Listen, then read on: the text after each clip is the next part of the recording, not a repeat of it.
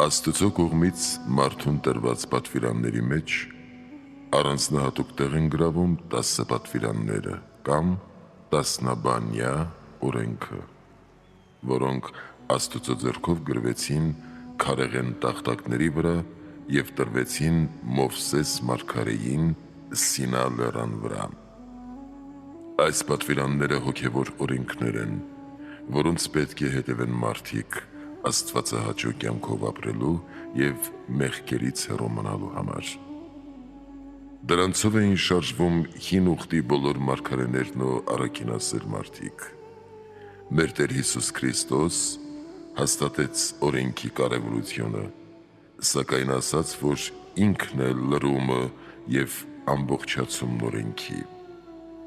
Քրիստոսով ոչ միայն ամբողջանում և նոր իմաստ է ձեռք բերում օրենքը, այլև բացահայտվում է նրա բուն նպատակը՝ նախապատրաստել մարդուն ընդունելու Քրիստոսի փրկության լույսը և սիրո օրենքը։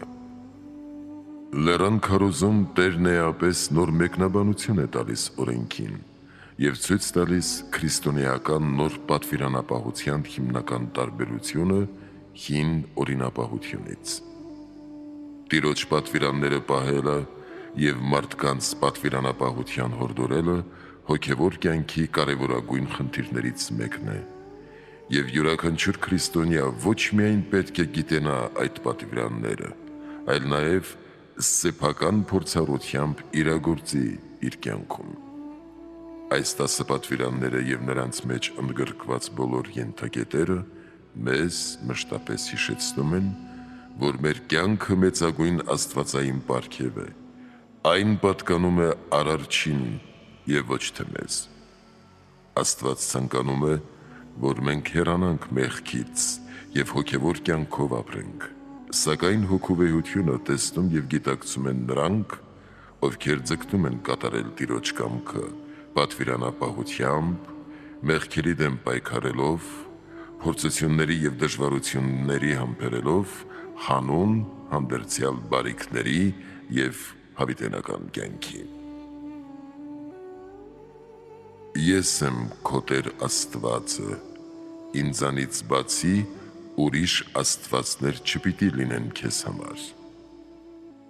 Առաստված ճշմարիտ հավատքը հիմքն է հոգևոր կյանքի։ Հավատքով ոչ միայն սկզբնավորվում է Աստծո և մարդու հարաբերությունը, այլև նրանով է պայմանավորված հոգևոր կյանքի ողջ ընթացքը, նրա վերելքն ու զարգացումը։ Ըստ եկեղեցու վարդապետների, հավատքն Աստծուց պարգևվող շնորհ է, որը զորացնում է հոգին ճանաչելու Աստծուն։ Հավատքով մենք հարաբերության մեջ ենք մտնում Աստծո հետ, ճանաչում Նրան, որ վեր է ամեն տեսակ ճանաչողությունից և անհասանելի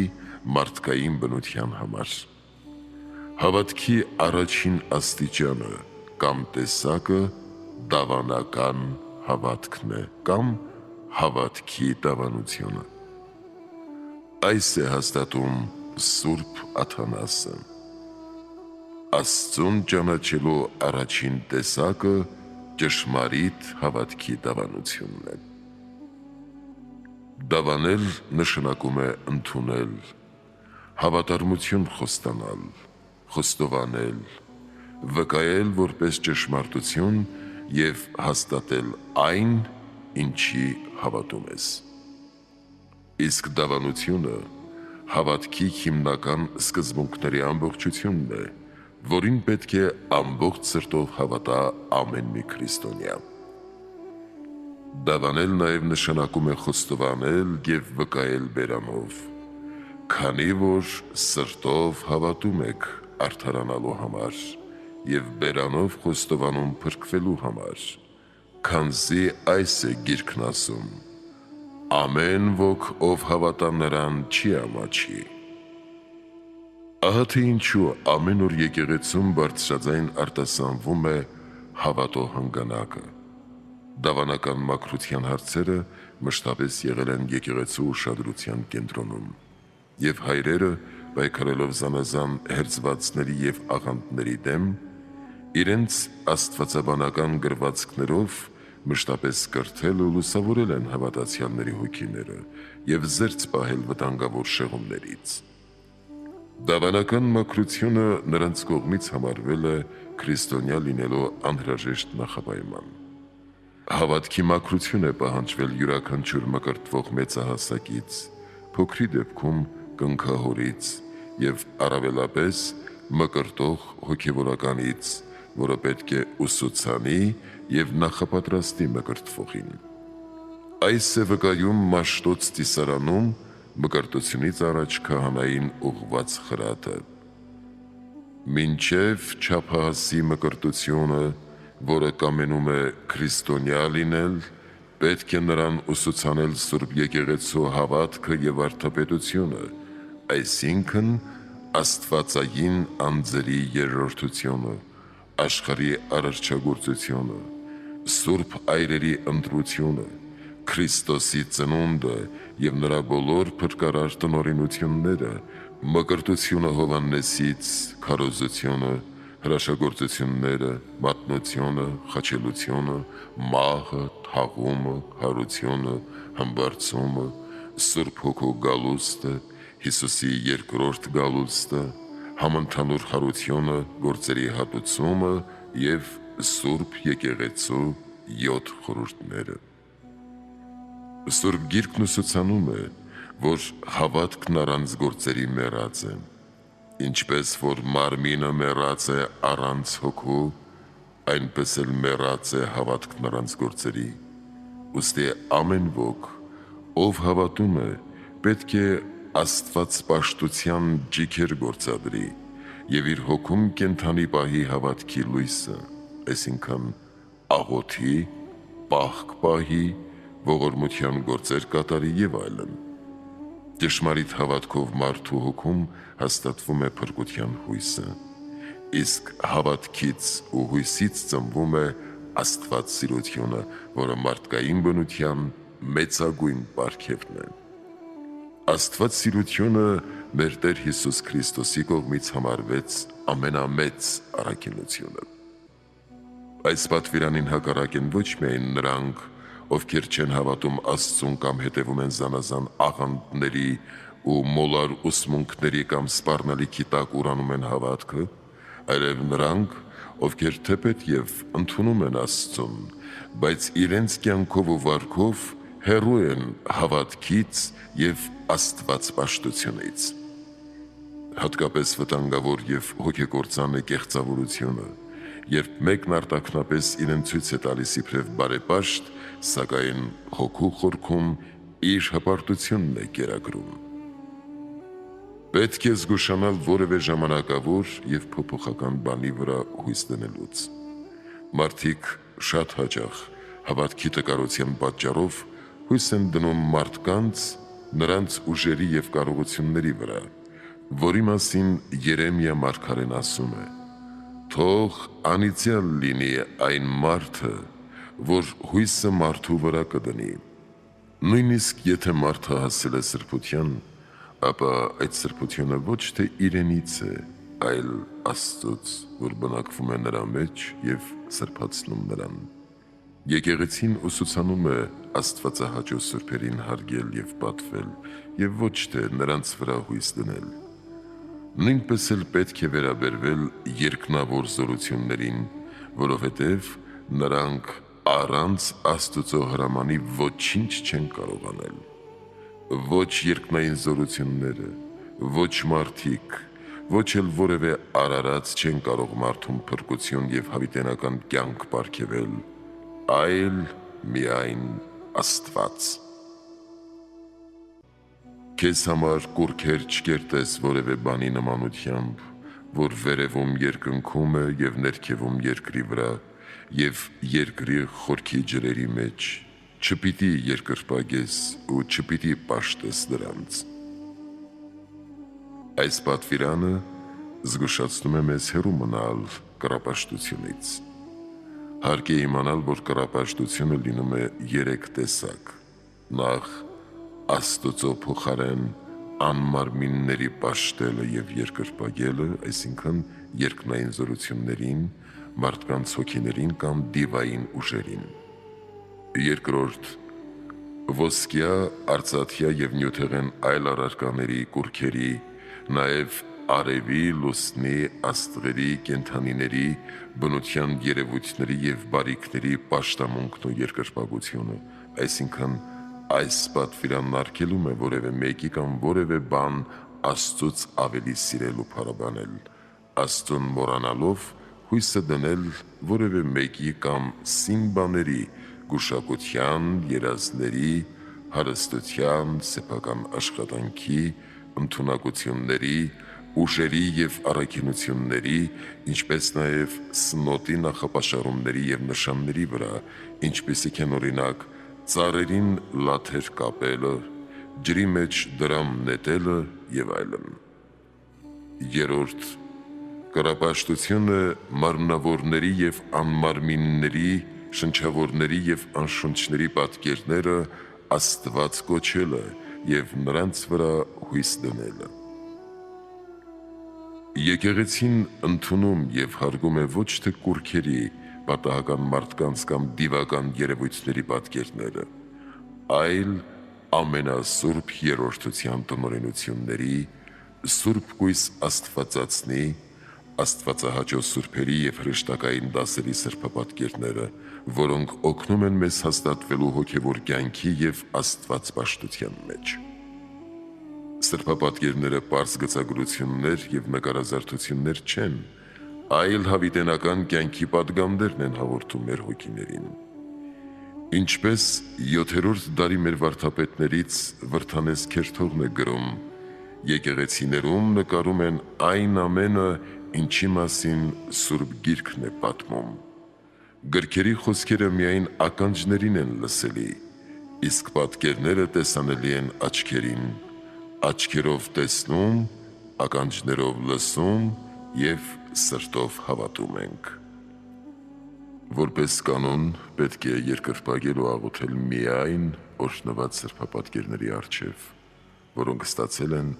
աներևույթ աստվածային կնիքներ և ունեն սրբարար զորություն։ Չօրհնված պատկերները չունեն հոգևոր զորություն,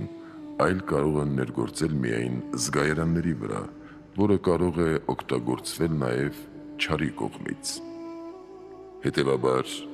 քրիստոնյաների համար տեսանելի պատկերը սրբազան նշան է, որն օժտված է անտեսանելի աստվածային զորությամբ, և քրիստոնեական պատկերահարգությունը ոչ թե կռապաշտության, այլ աստվածպաշտության արտահայտություն է, որովհետև ոչ թե պաշտվում է նյութական նշանը, այլ նրա հետ միավորված կենդանի աստվածային ներկայությունը։ Մենք նաև հավատքով պաշտում ենք խաչը, որովհետև նրա վրա չարչարվեց մեր Տեր Հիսուս Քրիստոս։ Խաչը, որ մահվան գործիք էր, Քրիստոսի չարչարանքներով ու հարությամբ դարձավ հարության նշան և փրկության գործիք։ Այս պատճառով էլ կոչվում ենք նաև խաչապաշտ։ Խաչը նույնպես պետք է օրհնված լինի, ինչպես սրբապատկերը, որպեսզի հոգևոր զորություն ունենա և հալածի չարին։ Քո Տեր Աստուծո անունը զուր տեղը չարտասանես։ Աստուծո անունը սուրբ և նվիրական է,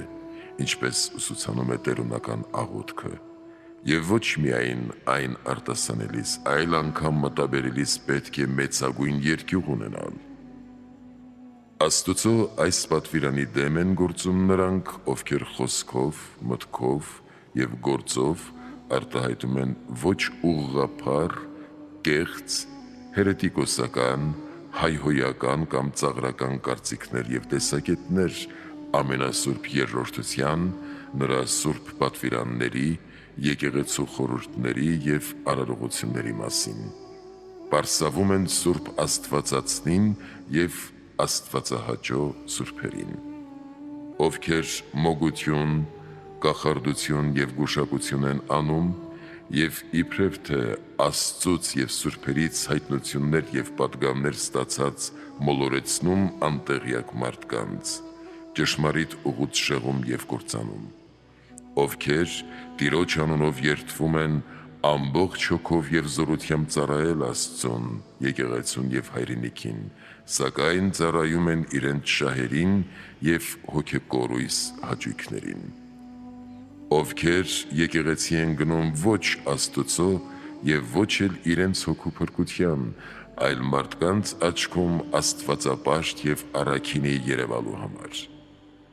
ովքեր առանց երկյուղի և ուշադրության աղոթում են, մասնակցում խորհրդակատարությունների և արարողությունների։ Այս մասին է ասում ինքը Քրիստոս. ոչ ամեն ոք, որ ասում է ինձ Տեր, Տեր, կմտնի երկնքի արքայություն, այլ նա, ով կատարում է իմ հոր կամքը, որ երկնքում է։ Ովքեր խոսում են Աստծուց, սակայն իրենց կյանքում հեռու են հոգևորից, այսպիսիները հաճախ գայթակղության և Տիրոջ անունը հայհոյելու պատճառ են դառնում, որոնց մասին զգուշացնում է Տերը։ Պետք է նկատի ունենալ, որ ամեն ոք չի կարող խոսել Տիրոջ անունից, այլ միայն նրանք, ովքեր կոչված են Աստծո խոսքի սպասավորության և ունեն հոգևորը մարդկանց սրտին հասցնելու շնորհը։ Ուրեմն հոգևոր խոսակցության մեջ մտնելուց առաջ մարդ պետք է աղոթքով քննի իրեն և տեսնի, թե ունի արդյոք առաջնորդություն Տիրոջից, որպեսզի իր խոսքը գայթակղության առիթ չդառնա և իր պատճառով հավատքը չծաղրվի։ Պետք է ջանանք հեռու մնալ այսպիսի մեղքերից և ամենից առաջ փնտրենք Աստծո կամքը, Տիրոջ անունը երկյուղով հիշատակենք և առանց հարկի չգործածենք, հավատքով ապրենք և հեռու մնանք կեղծիքից, չերթվենք և դիմացինից երդում չպահանջենք ըստ տերունական հրահանգի։ Ես ձեզ ասում եմ, ամենևին չերթվել, այլ ձեր խոսքը լինի այոն այո և ոչը ոչ, որովհետև դրանից ավելին չարից է։ Հիշիր շաբաթ օրը, որպեսզի սուրբ պահես այն, 6 օր պիտի աշխատես և կատարես քո բոլոր գործերը, 7-րդ օրը քո Տեր Աստծու շաբաթ օրն է։ Այս պատվիրանը մեզ ուսուցանում է շաբաթվա մեկ օրը սուրբ պահել, այսինքն հեռու մնալ աշխարհիկ գործերից և այդ օրն ամբողջությամբ նվիրել Աստծո փառավորմանը և հոգևոր գործերին։ Հրեաների համար այդ օրը շաբաթն է, որը նշանակում է հանգիստ։ Աստված 6 օրում արարեց աշխարհը և 7-րդ օրը հանգստացավ, որպեսզի մենք էլ 6 օր զբաղվենք մեր մարմնական գործերով և 7-րդ օրը թողնենք աշխարհիկ գործերն ու հոգսերը։ Քրիստոնյաների համար հանգստի օրը ոչ թե շաբաթն է, այլ կիրակին, ի հիշատակ մեր Փրկչի հրաշափառ հարության։ Կիրակին Քրիստոսի մարդեղությամբ փրկագնված նոր արարչության տոնն է, որով մեզ տրվեց նոր կյանք և նոր ժամանակ, իսկ շաբաթ օրը քրիստոնյաների կողմից պատվվում է որպես սրբոց հիշատակության օր։ Կիրակին պետք է նվիրել Աստծուն, պետք է գնալ եկեղեցի և մասնակցել պատարագի, տանն աղոթել և հոգևոր ընթերցանությամբ զբաղվել, օգնել աղքատներին և կարոտյալներին, այցելել հիվանդներին և այլն։ Չի կարելի է այդ օրն աշխատել առանց ծայրահեղ անհրաժեշտության կամ էլ ծոլոտյան պատճառով չգնալ եկեղեցի։ Այս պատվիրանը խախտում են ոչ միայն նրանք, ովքեր չեն գնում եկեղեցի, այլև նրանք, ովքեր գնում են ակամա, պարտադրաբար կամ ուղղակի հետաքրքրության համար, ովքեր անտարբեր կանգնում են եկեղեցում, բամբասում, շատախոսում, որոնց մտքերը այս ու այն կողմ են թափառում։ Այս պատվիրանը խախտում են նաև նրանք, ովքեր աներկյուղ և անպատկար կերպով են կատարում իրենց հոգևոր սպասավորությունը, աղոթում և երգում են ոչ թե Աստծո փառքի, այլ ինքնաբավարարման, ինքնամեծարման կամ մարդահաճության համար, գայթակղության առիթ դառնալով ուրիշների համար։ Կիրակի օրը հատկապես պետք է զգուշանալ մեղքերից և մեղսահարույց հանդիպումներից ու շփումներից, հեռու մնալ որդրամոլությունից, արբեցողությունից, բամբասանքից, չարախոսություններից, հայհոյանքներից և այլն։ Մեղքի տակ են ընկնում նաև նրանք, ովքեր անտեղի արգելում են իրենց հարազատներին, ենթականերին կամ գործակիցներին եկեղեցի գնալ Տիրոջ սուրբ օրը աղոթելու և արարողություններին մասնակցելու։ Պատվիր քո հորն ու քո մորը, որպեսզի բարիք գտնես, երկար ապրես բարևեր այն երկրի վրա, որ Տեր Աստված տալու է քեզ։ Այս պատվիրանը մեզ սովորեցնում է սիրել և պատվել մեր ծնողներին։ Աստծուց հետո մենք պետք է սիրենք մեր ծնողներին, որովհետև մեր աներևույթ հոգին Աստված է արարում, իսկ մեր երևելի մարմինը մեր ծնողները, որի համար նրանք երկրորդ աստվածներ են կոչվում իրենց զավակների համար։ Ոչ ոք չի կարող ամբողջապես վարձահատույց լինել իր ծնողներին ողջ կյանքի ընթացքում նրանց չարչարանքների, հոգածության, պահպանության և սիրո փոխարեն։ Հատկապես կարևոր է հոգ տանել ծնողների մասին, երբ նրանք ծերանում են և խնամքի ու հոգատարության կարիք զգում։ Պետք է ամեն օր աղոթենք մեր ծնողների համար և ջանանք արժանանալ նրանց օրհնությանը, ինչպես Իսահակն արժանի եղավ Աբրահամի օրհնությանը, Հակոբը Իսահակի, և նրանք աճեցին ու բարգավաճեցին։ Ով սիրում է իր ծնողներին, նա սիրում է և Աստծուն և իր բոլոր մերձավորներին, իսկ ով չի սիրում և չի հարգում իր ծնողներին, նա անարգում է և Աստծուն և մարդկանց, որի պատճառով էլ կարժանանա անեծքի և պատժի, ինչպես Հակոբի որդի Ռուբենը և Նոյի որդի Քանանը։ Ծնողների օրինակով պետք է պատվել հոգևոր ծնողներին և ուսուցիչներին, մարմնավոր առաջնորդներին և ղեկավարներին, ծերերին և տարեցներին։ Այս պատվիրանը սովորեցնում է մեզ սիրել հայրենիքը, եկեղեցին, սրբությունները և հոգևոր ժառանգությունը։ Պետք է մեծագույն հոգածությամբ վերաբերվել այն ամենին, ինչ ավանդվել է մեր հայրերի կողմից, և ոչ միայն հարկ է զգուշությամբ պահպանել, այլ նաև հարստացնել և զարգացնել այդ ավանդը, որպեսզի չնմանվենք քանքարը թաքցնող ծառային։ Մի սպանիր։ Մարդասպանությունը ծանրագույն ոճրագործություն է։ Ոչ ոք իրավունք չունի սպանել Աստծո պատկերով և նմանությամբ արարված մարդուն։ Դժբախտաբար, մարդիկ խախտում են այս պատվիրանը, և դա կատարվում է 3 ձևով՝ մտքով, խոսքով և գործով։ Նախ մտքով ենք խախտում, երբ նախանձում, բարկանում, ատում, ոխ ենք պահում, նաև երբ համառորեն մեր մեջ չենք ընդունում ճշմարտությունը, ամբողջությամբ չենք զղջում և ցավում մեր մեղքերի համար և հուսահատված մտադրվում ենք ինքնասպան լինել, որն ավելի ծանր ու աններելի մեղք է, քան մարդասպանությունը, որովհետև նախ մեր կյանքը Աստված է տվել և միայն Նա կարող է վերցնել։ Ես եմ սպանում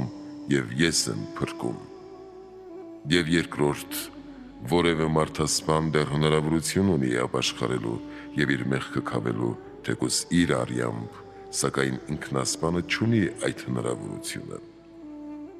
Այս մահացու մեղքի տակ են ընկնում նաև նրանք,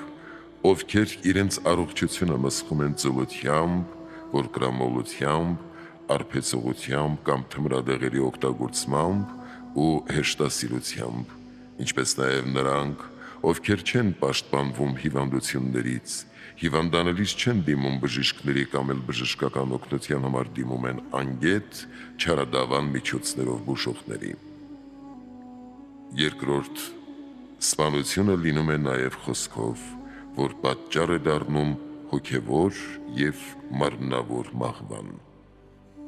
Սպանություն ենք գործում, երբ չարախոսում ենք, բամբասում, դավաճանում, անիծում, հայհոյում, կոպտում և նմանատիպ այլ բաներ անում, վնաս հասցնելով մարդկանց կյանքին և առողջությանը։ Մարդասպանության մասնակից ենք լինում, երբ խոսքերով, չար ուսմունքով ու կեղծ քարոզչությամբ,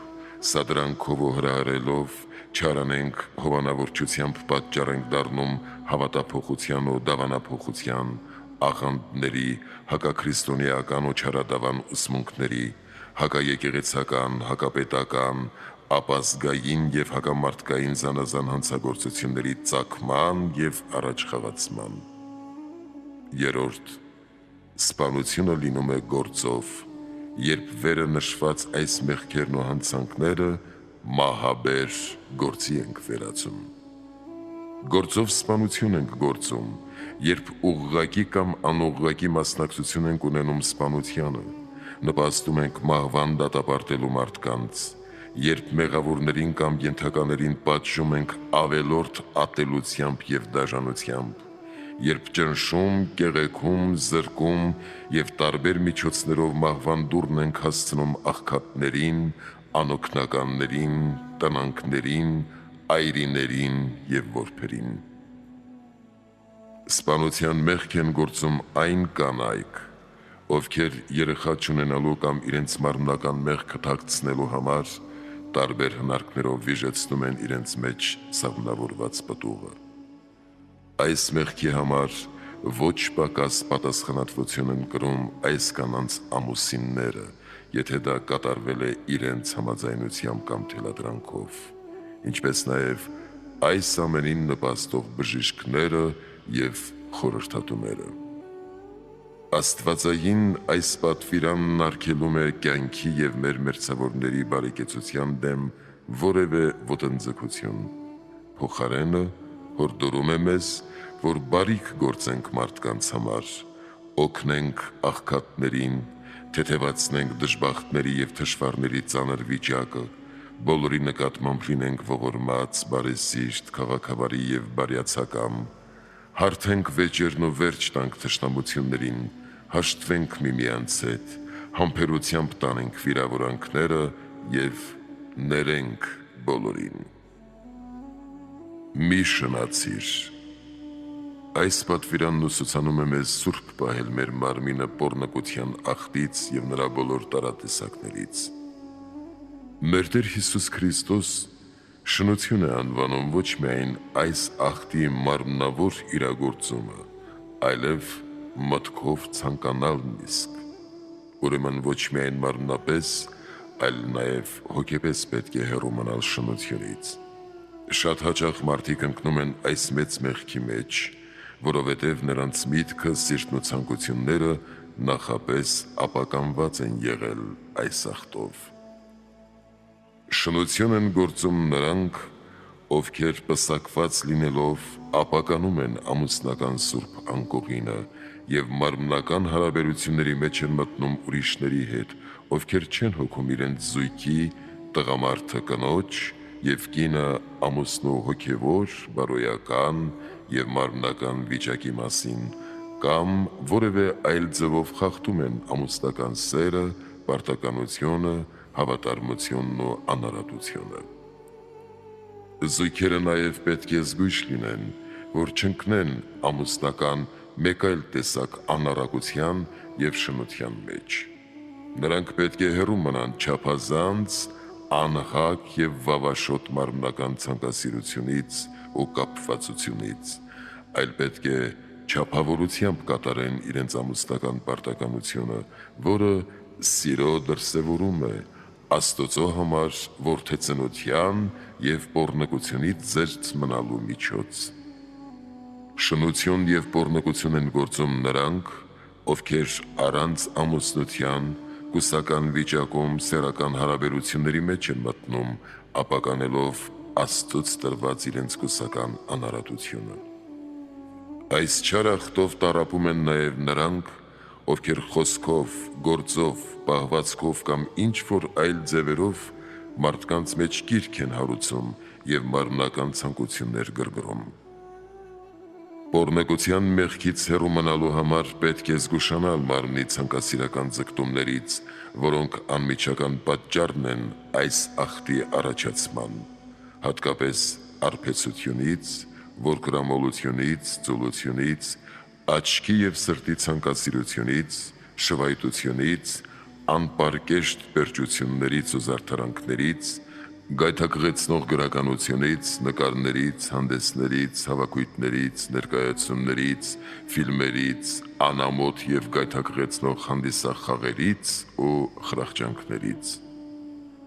Այս ախտավոր վիճակը տարբեր տեսակի վնասներ է հասցնում թե հոգուն, թե մտքին և թե մարմնին։ Նախ թուլանում է հոգու ամրությունը, ապա մարդ կորցնում է զգաստ դատողությունն ու խիղճը, ինչպես Սիրակն է ասում. «Գինին և կանայք այլասերում են ողջախոհ մարդկանց, իսկ անառակներին կապվողը դառնում է հանդուգն»։ Այսպիսին արժանանում է Աստծո դատաստանին։ Մարմնի գործերը հայտնի են, այսինքն շնություն, պոռնոգություն, պղծություն, վավաշոտություն, անառակություններ։ Այժմ ասում եմ ձեզ, որ այսպիսի բաներ գործողները պիտի դատվեն Աստծուց, և նրանք Աստծո արքայությունը չեն ժառանգելու։ Արդ մենք միշտ պետք է հիշենք, որ մեր մարմինները տաճարներ են Սուրբ Հոգու, որը բնակվում է մեր մեջ, և մենք կենդանի քարերը կամ անդամներն ենք Քրիստոսի եկեղեցում։ Եվ ինչպես Պողոս առաքյալն է ասում, Քրիստոսի անդամներն առնելով, օրնկի անդամներ դարձնենք քահանիցի։ Մի գողացիր։ Այս պատվիրանն արգելում է որևէ մեկից ինչ-որ բան գողանալ, խլել կամ գաղտնի խաբեությամբ կորզել, չափման միավորներով խաբելով, ապրանքները կամ նրանց գները կեղծելով, վարձն ուշացնելով և չվճարելով։ Գողություն է նաև երկրի ավանդն ու հարստությունը թալանելը, մարդկանց պարտքերը չտալը, կեղծ դրամով և փաստաթղթերով վճարելը, առևտրական պայմանավորվածությունները խախտելը և այլն։ Զրկվածների և թալանվածների գանգատը միշտ լսելի է Տիրոջ ականջին, և մեղավորների պատիժն անխուսափելի է։ Հարուստներ, լաց եղեք և ողբացեք այն թշվառությունների համար, որ գալու են ձեր գլխին, որովհետև ձեր հարստությունը փտած է։ Ահավասիկ ձեր դաշտերը մշակած մշակների վարձը ձեզ մոտ պահեցիք, ձեր կողմից զրկվածն աղաղակում է, և հնձվորների բողոքը հասավ ամենակալ Տիրոջ ականջին։ Եվ տեսա, ահա մի թռչող գերանդի, հրեշտակն ասաց ինձ. «Ինչ ես տեսնում»։ Ասացի. «Թռչող գերանդի եմ տեսնում, 20 կանգուն երկարությամբ և 10 կանգուն լայնությամբ»։ Ասաց ինձ. «Դա այն անեծքն է, որ տարածվում է ամբողջ երկրի երեսին, որովհետև ամեն գողի մահացու պատիժը դրանով պիտի իրագործվի։ Ես պիտի հանեմ դա, ասում է Ամենակալ Տերը, և այն պիտի մտնի գողերի տունը, պիտի մնա նրանց տանը և պիտի սպառի այն»։ Գողությունը կրոնական, պատմական, մշակութային, գիտական, ազգային, պետական և հասարակական արժեքները կամ հարստությունը հափշտակելը, ինչպես նաև դրանք գաղտնի և անտեղի օգտագործելը, վնասելը, կեղծելը և իրենց վերագրելը։ Այս մեղքի մեջ են ընկնում նրանք, ովքեր տարբեր տեսակի կաշառքներով պաշտոն, աշխատանք, դիրք և բարեկեցություն են ձեռք բերում, զեղծում են ճշմարտությունը և անարդարացի գործեր անում, ովքեր գողերին և ավազակներին, ինչպես նաև նրանց ապօրինի ավարներն իրենց մոտ են թաքցնում, այնուհետև գողացած իրերը վաճառում կամ գնում, ովքեր ժլատության և շռայլության պատճառով վնաս են հասցնում իրենց և իրենց հարազատների առողջությանը, չեն օգնում և ցավակցում խեղճ, կարիքավոր և աղքատ մարդկանց, Աստծո շնորհածը բարի նպատակներով չեն օգտագործում, այլ տրվում են զեղության, խաղամոլության, արբեցության և ցոփության։ Գողության բացառիկ դեպքեր կան, որոնք մեղք չեն համարվում և չեն պատժվում։ Առաջինն այն է, երբ բարկացած, մոլեգնած, հուսահատված, հոգեկան անկառավարելի և մտավոր անգիտակցական վիճակում գտնվող մարդկանցից գողանում, թաքցնում են զենքերը կամ որևէ այլ բան, որով նա կարող է վնաս հասցնել իր կամ մեկ ուրիշի կյանքին։ Այս պարագայում սա գողություն չէ, այլ զգուշություն։ Մյուս դեպքն այն է, երբ որևէ մեկը սովամահ չլինելու համար հաց կամ որևէ սնունդ է վերցնում, ուտում կամ տալիս իր նման սովամահ լինող մեկին։ Սա անհրաժեշտություն է և ոչ թե գողություն։ Վերջին դեպքն այն է, երբ դա կատարվում է հրամանով։ Օրինակ, իսրայելացիները, իբրև աղյուսների վարձ, վերցրին եգիպտացիների թանկարժեք զարդերը, երբ դուրս եկան Եգիպտոսից, և այլևս չվերադարձրին։ Իսրայելացիներն արեցին այնպես, ինչպես իրենց հրամայել էր Մովսեսը։ Եգիպտացիներից նրանք ուզեցին ոսկյա արծաթյա զարդեր ու զգեստներ։ Տերը շնորհը եգիպտացիների առաջ պարգևեց իր ժողովրդին։ Սրանք զարդեր տվեցին նրանց։ Բոլոր մնացյալ դեպքերում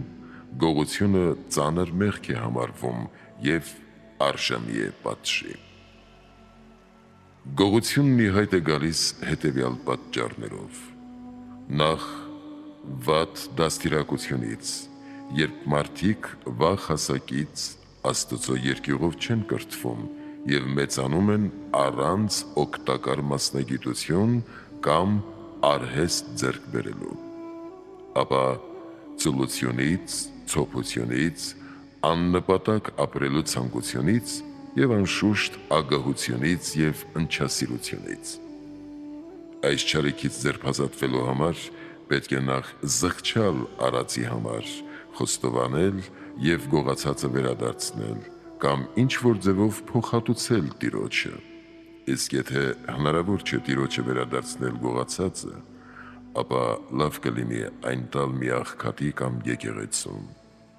Պետք է հեռու մնալ այս մեղքից և կատարել սրան հակառակ այն առաքինությունները, որ պատվիրում է մեզ Աստված՝ ողորմածություն, արդարություն, հավատարմություն, առատաձեռնություն, անշահախնդրություն, հոգատարություն խեղճերի և տկարների նկատմամբ, որպեսզի արժանի լինենք Տիրոջ ողորմությանն ու գթությանը։ Քո հարևանի դեմ սուտ վկայություն մի տուր։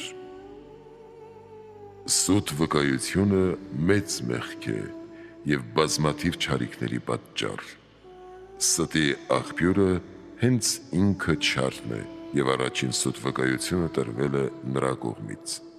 Ինչու Աստված ասաց, թե դրախտում գտնվող բոլոր ծառերի պտուղներից չեք կարող ուտել։ Քանզի գիտեր Աստված, որ այն օրը, երբ ուտեք այդ պտղից, կբացվեն ձեր աչքերը և կլինեք աստվածների պես բարին և չարն իմացող։ Եվ այսպես մեղքն ու մահը ստով մտան աշխարհ։ Այս պատվիրանը խախտում են նրանք, ովքեր դատարաններում, զանազան ատյաններում,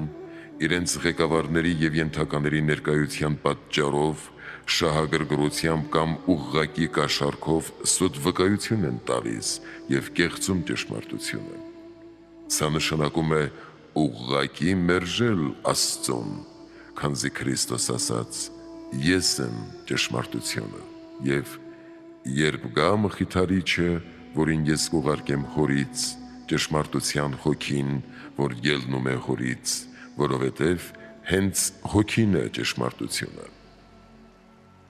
Այս պատվիրանը խախտում են նաև այն մարդիկ, որոնք բարկության, նախանձի և չկամության պատճառով կամ անմեղ մարդկանց անունն ու պատիվն արատավորելու համար թշնամաբար հայտնում և անհիմն տարածում են ուրիշների գաղտնիքները նենգաբար մեկնում մերձավորների խոսքերն ու գործերը, բամբասում, կեղծ լուրեր տարածում, հրապարակում մարդկանց արատները, թուլությունները, մեղքերը եւ այլն։ Այսպիսիները մոռանում են, որ պետք է խորեն սեփական մեղքերի ու արատների մասին եւ խոր ապաշխարությամբ ջանան թողություն ստանալ Աստծուց։ Այս պատվիրանի դեմ մեղանչում են նաև կեղծավորները, շողոքորթները, դավաճանները, երկերեսանիները եւ չարախոսները, որոնք չեն գիտակցում իրենց գործած մեղքերի ծանրությունը, մտածում են, որ դրանք աշխարհիկ կյանքի պահանջներն ու ձևերն են եւ դրանցով կարելի է հասնել բարեկեցիկ վիճակի։ Միգուցե աշխարհիկ վայելքների եւ հարստության կարելի է հասնել, բայց ոչ հոգու փրկության, որովհետև վերը նշված մեղքերը առաջանում են նախանձից, հպարտությունից, փառասիրությունից, ագահությունից, բղջախոհությունից, բարկությունից, գողությունից, սպանությունից եւ այլ հոգեկործան մեղքերից։ Այս չարիքից ազատվելու համար պետք է նախ զղջալ եւ խոստովանությամբ ապաշխարել, հարթել այս մեղքի վնասները եւ փոխհատուցել նրան, ում հանդեպ որ կատարվել է, ապա գործել այս մեղքին հակառակ առաքինությունները, որոնք են ճշմարտասիրությունը, ուղղամտությունը, ազնվությունը, պարզությունը, չափավորությունը, խոհեմությունը, հավատարմությունը, հարգանքը, մարդկանց բարի անունն ու պատիվը պաշտպանելը, որպեսզի արժանանանք մեր Փրկիչ Հիսուս Քրիստոսի խոստացած հավիտենական կյանքին ու փրկությանը։ Աչք մի ունեցիր ոչ քո մերձավորի տան, ոչ նրա ագարակի, ոչ քո մերձավորի կնոջ, ոչ նրա ծառայի, ոչ նրա աղախնու, ոչ նրա եզան, ոչ նրա էշի, ոչ նրա անասունի, ոչ այն ամենի վրա, ինչ քո մերձավորինն է, աչք մի ունեցիր։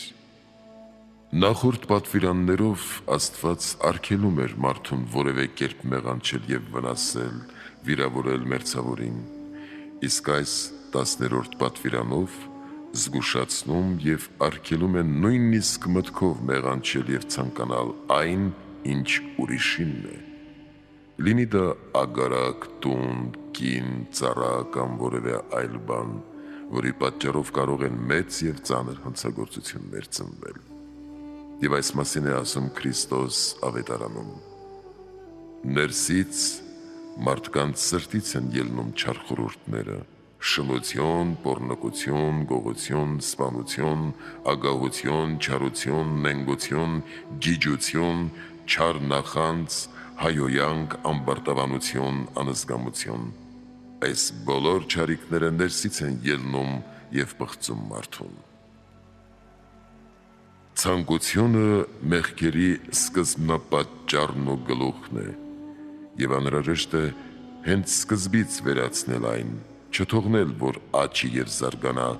այլապես ավելի դժվար կլինի նրա դեմ պայքարելը։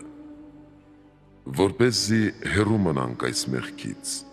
պետք է աշխատենք մեր կյանքում եւ կենցաղում լինել համեստ, առաքինի, ազնիվ, անշահախնդիր, ողորմած, արատաձեռն, խոնարհ եւ զուսպ։ Այս առաքինություններով մենք կարող ենք ազատվել ցանկությունից ու նրանից ծագող բոլոր չար մեղքերից, զեղությունից, չարախոսությունից,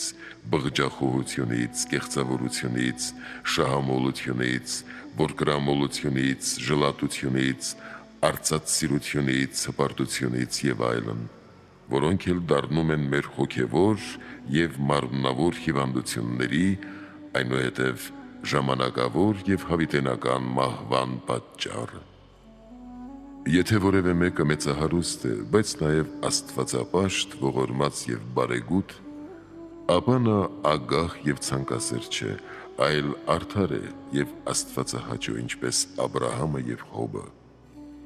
Իսկ եթե մարդ ոչինչ չունի